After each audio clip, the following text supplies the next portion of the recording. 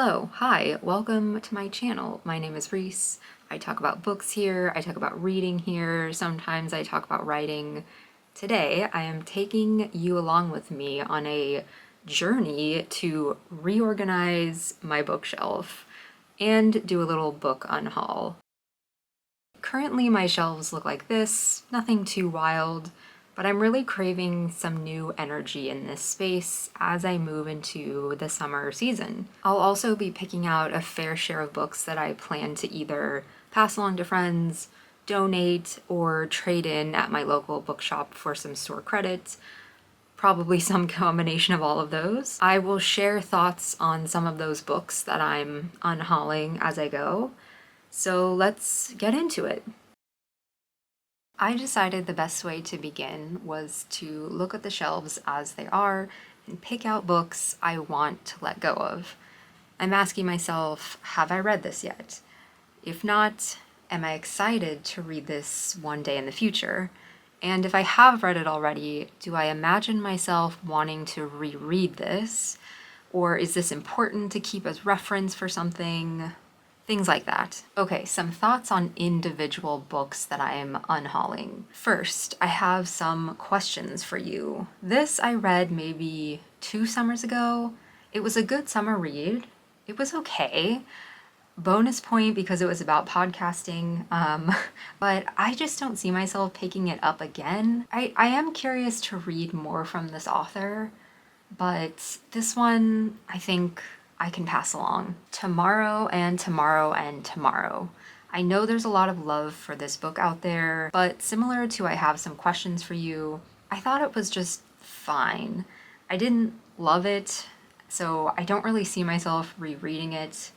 Someone else will enjoy this one. Yeah, it's a hardcover. Someone else would love to pick this up. Okay, Dark Matter. I tried reading this maybe a year ago, but I DNF'd it after about 50 pages. I picked it up because I wanted a thrillery story, and while it probably is that, it was just too Dan Brown adjacent for me, and yeah, it just wasn't what I wanted, you know? Someone give me a proper litfic thriller recommendation, and I will thank you for that. Indelicacy.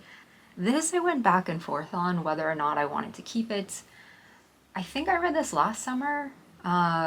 It was okay. I do remember liking the writing, but I just don't know if I would reach for it again. If I sit here and think too much, I will rationalize keeping this book, so I'm letting it go. That's just what my heart says. Yeah. And here are all of the books that I am unhauling, 29 in total. A mix of read and won't reread, DNFs, and nonfiction that I had for a specific project or purpose that I'm just ready to let go of. I don't need them anymore. Like Indelicacy, there are a few in here that I was on the fence about, but again, I really need to make room on my shelves, so I'm deciding to let them go. I know somebody else will love these books more than I will use them right now. And now that I'm looking at them all like this, I probably could have been more ruthless in what I cut, but yeah, this is about 12% of my collection. And I know this because I use an app called Library Thing. It's free. I catalog all of the books that I own on there. You just scan the barcode and then it logs them into your collection. That way, if I'm ever out at a bookstore and I'm unsure if I own something already, I can be 100% sure. Generally, I have a good sense for which books I already own, but this has come in handy here and there. I'll leave a link to it. If there is another app or something that's also free, I'm curious to know how other people organize their books like this. Let me know. Wow, it kind of looks like I didn't actually take any books out of here. I did, I swear, you saw the stack. Now it's time to take all of these off and then organize them and put them back up according to my plan.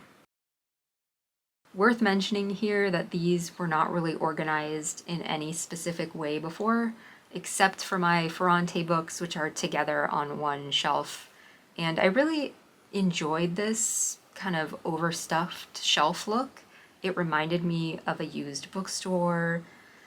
But I've known for a while that I've been holding on to a few too many books, as I've mentioned, and I could do something a bit neater. It would feel more calm, I guess. I basically look at this while I'm working and while I'm writing, so having it feel a little cleaner might be more beneficial for my mind. Also, things were looking a little precarious with some of these books stacked on each other, so that's a thing. And it would be easier to find my next read if it was more organized. I've also been keeping notebooks here. Those could have a different home. Oh, and this plant needs more light, so I'm gonna move it. And here is what's left, what I am keeping, my fiction books. Honestly, this doesn't look like that many. It's kind of interesting to see them like this. And then here are my nonfiction books, which, interestingly enough, looks like a larger amount than I thought I had. Next, I organized the fiction stacks alphabetically by author's last name. Looks like some sort of intense book ritual.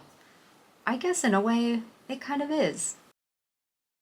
Anyways, while you just saw me alphabetize all the fiction, I decided for nonfiction, which is what I am reshelving back up now, I wanted to group them by category, like how a bookstore or a library might do this. So I grouped them into a few areas.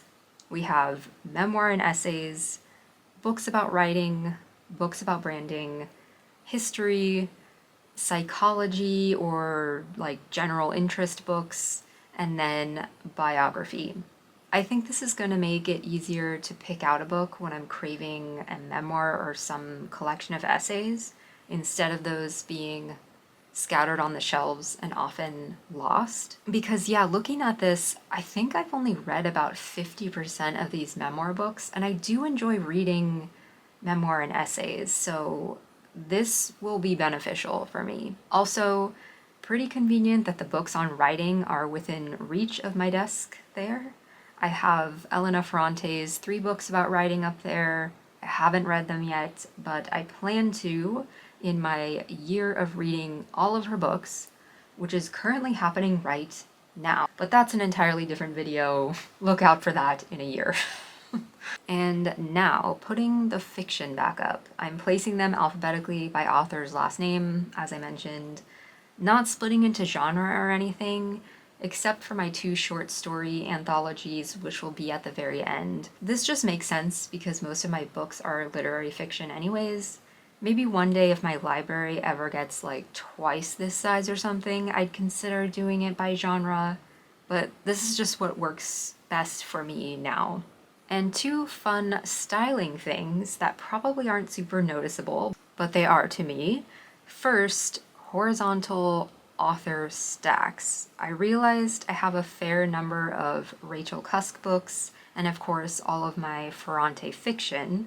So to break things up visually, I'm placing these collections in horizontal stacks. I especially love how the Cusk books look together with all of those spines. The Ferrante books look nice too. And then the other visual thing, which is way more subtle, is, to the best that I can, I am making the spines flush with each other. You can't really tell from this video, but imagine if you were to run your hand across the face of one shelf, it would be a flat, continuous surface instead of books that are different with sticking out more or less, if that makes sense. I think you can kind of see me doing this, like fidgeting around with books. Why am I doing this? I just think it makes things look more minimal, cleaner, more like a curated bookstore. I also want to talk for a second about these bookshelves. If I could do this again, I would have put up something more simple, or even just plain old tall bookshelves. These were cool when I bought a set of 4 a while back, but since then my book collection has started growing a lot, and I realized I wanted a book wall to display everything, so yeah, this isn't super practical. Kind of drill them in individually. Eventually I will probably take these down and swap them for something else that can hold more books and just is less work, I guess. But I'll definitely repurpose these elsewhere in our house. All that being said, I still love my bookshelves and I am grateful to have the space to display so many books that make me happy, that inspire me every time I sit down at my desk to write.